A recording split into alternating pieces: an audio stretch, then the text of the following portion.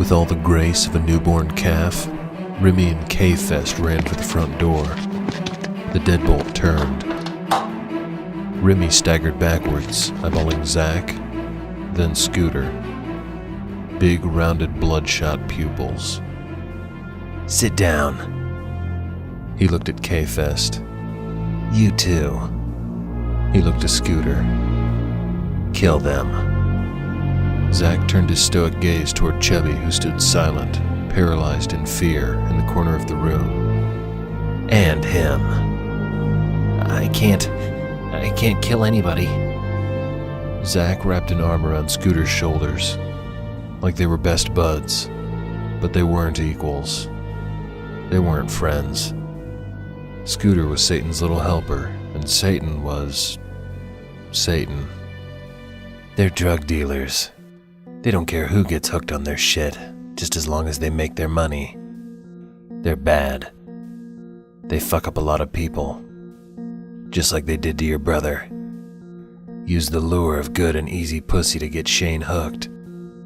That boy would do just about anything to keep fucking that dragon twat. Power of the V, Scott. Not to be underestimated.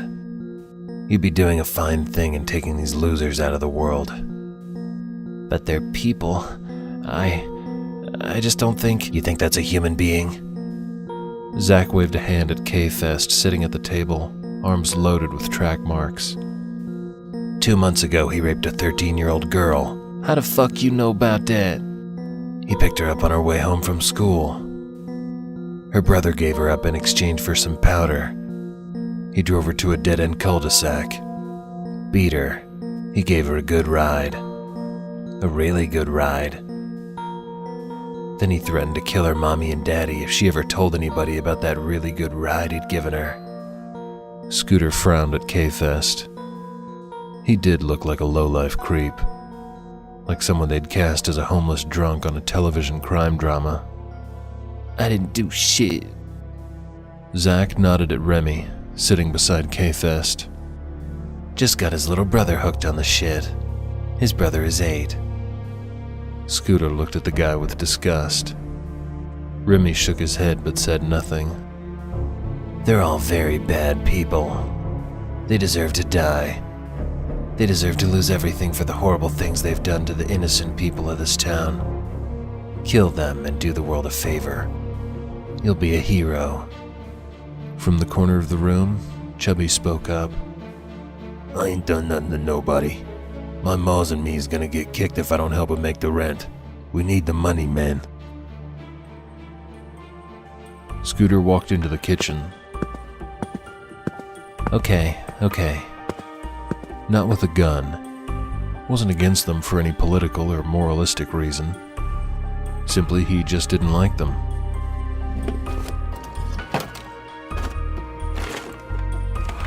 "Try the butcher knife. I insist." Scooter's fingers curled around the dark wooden grip. It was light, but still felt heavy as a brick, weighed down by the foreboding realization of what was soon to become of that knife. A murder weapon. Scooter held the stiff blade by his side as he strode from the kitchen and toward the table. He walked up to K-Fest. "Not him. Not yet. He's to die last." K-Fest shook his head. "No way. No. Relax. We'll see each other again soon." Scooter could murder these sleazy animals. Could do a good deed for Buckeye. Be a vigilante hero. And he'd never get found out. With Zach's help, he could get away with murder. He could get away with a lot of things. A lot of devilish things. But devilish just wasn't Scooter's style. He obeyed the laws of the land. He respected good people, like policemen and firemen and nurses and doctors. He wanted to get a good education, invent a cure for cancer, change the world for the better. Remy jumped out of his chair. He leapt back like a lanky grasshopper. The guy's face turned red, chest heaved, Remy turned and puked on the floor. I can't do this. Zach circled the table. He clapped Scooter on the back. You think you walk out of here and that's the end of things? Just go back to life as normal? Grocery shopping, post office, gas station. These fuckers will look for you. Then they'll kill you, slow and painful like. Then they'll do the same to your family. To Shane. Even your precious Amy. Want to know what they'll do to her? Scooter shook his head. Deep inside, rage swelled, like water streaming into a balloon. He tightened his grip on the handle of the knife. Amy. Hurt. Raped. Scooter lifted the blade. Remy bowed up. Fuck, man. He punched Scooter in the side of the face. Scooter's vision blurred. He stumbled into the wall. Blinking, he tried to clear his focus, ignoring the spear of pain jabbing against the inside of his skull. From the corner of his eye, Scooter saw Remy coming. A jab to the gut. He gasped, clutching his chest. Scooter tumbled to the ground. A kick to the mouth. Blood spurted from his split bottom lip. Another kick to the face. More blood filled Scooter's mouth. The front top tooth wiggled loose. A kick to the chest. A painful breath. White-hot, blinding pain. Probable cracked rib or 2, 3. Scooter scanned the room, glimpsed Zach standing near the door. He simply watched. Clear disappointment on his face.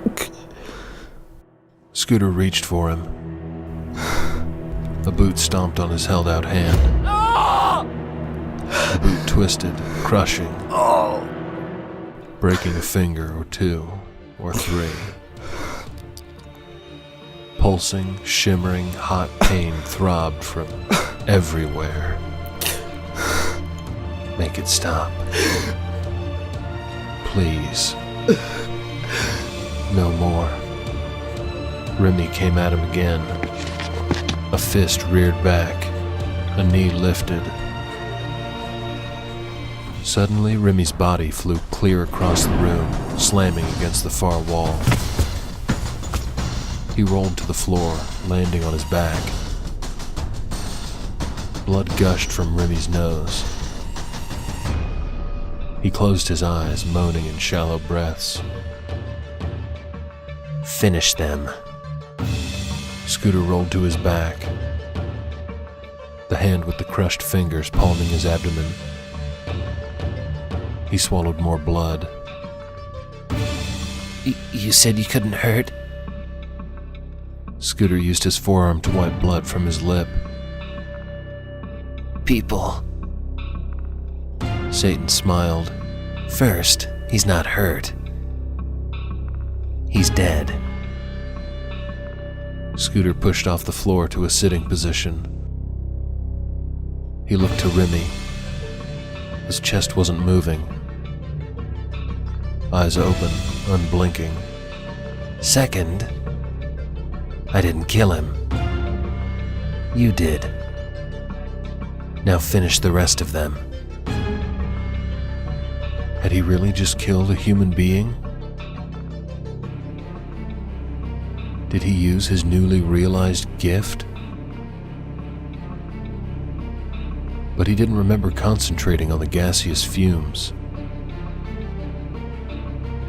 Aside from his own name, Scooter was having difficulty recalling anything from the past 12 hours. His mind felt polluted with guilt, self-doubt, and an overwhelming sense of dread. He eyed the knife in his hand. Maybe he should just take himself out of this twisted satanic marriage.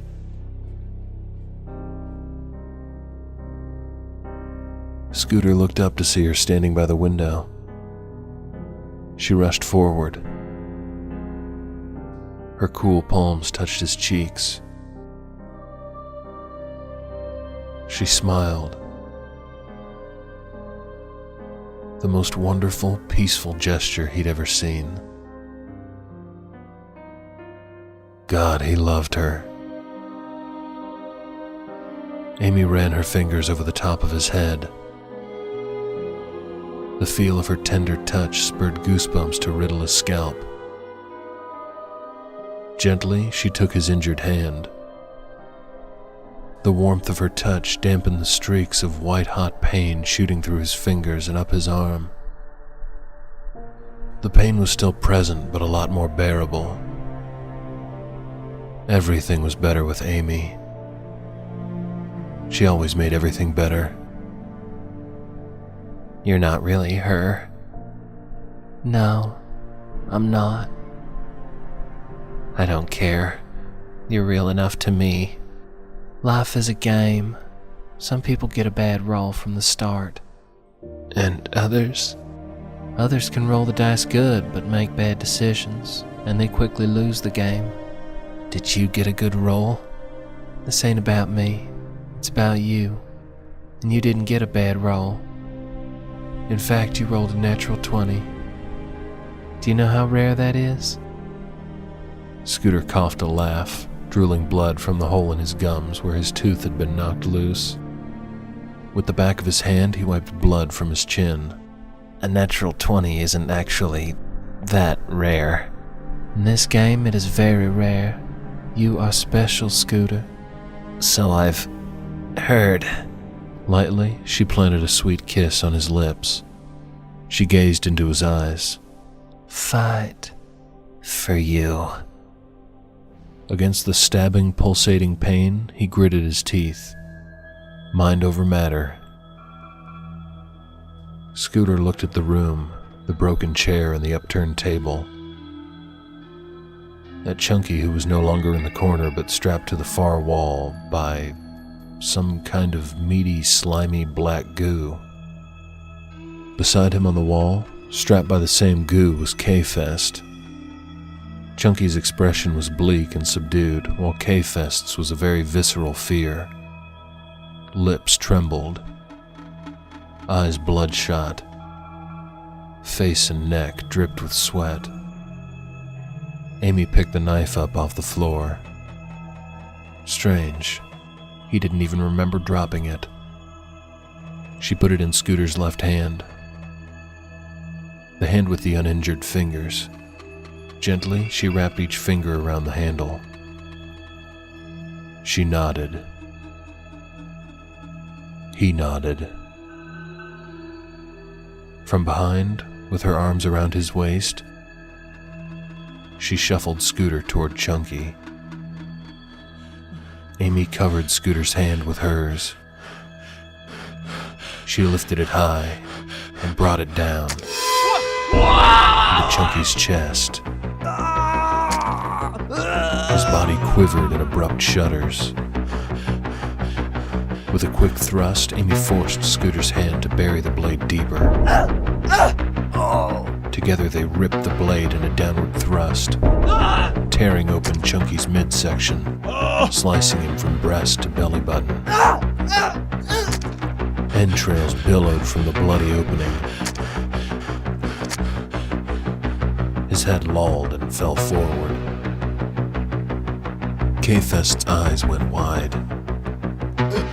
He began struggling against his own meaty bonds, heels kicking at the black goo binding him to the wall. His wrists twisted against his restraints. Amy released her hold on Scooter. She stepped backward. With a nod and a smile, she gestured toward K-Fest, as if the guy was some sort of twisted offering. Scooter took a deep breath. He concentrated. The room fell silent. Mind over matter. No pain in his ribs. No blood blood in his mouth. No throbbing in his right hand. Mind over matter. He straightened. Shoulders back, head high. Scooter held the blade by his side. He swung it back, clenching his teeth, biting back a curse and hot tears. He stabbed the blade into K-Fest's lower stomach. Blood squirted. He dropped the blade. With both bloody hands, he covered his gaped mouth. He just stabbed a human being. Killed him. Darkness narrowed Scooter's vision. The room spun. A flash of heat exploded through his wavering body. A massive wave of dizziness made him nauseous. Scooter fell to his hands and knees. The darkness clouded his vision, narrowing his focus to pinholes. Narrowed to nothing. Sheer blackness. As consciousness slipped away, Zach's image appeared over him. Satan frowned, shaking his head. Maybe, with any luck, Satan would expel him from his church. He closed his eyes and prayed. Prayed to a God he did not believe in. A God who had never been there for him. Scooter prayed for death.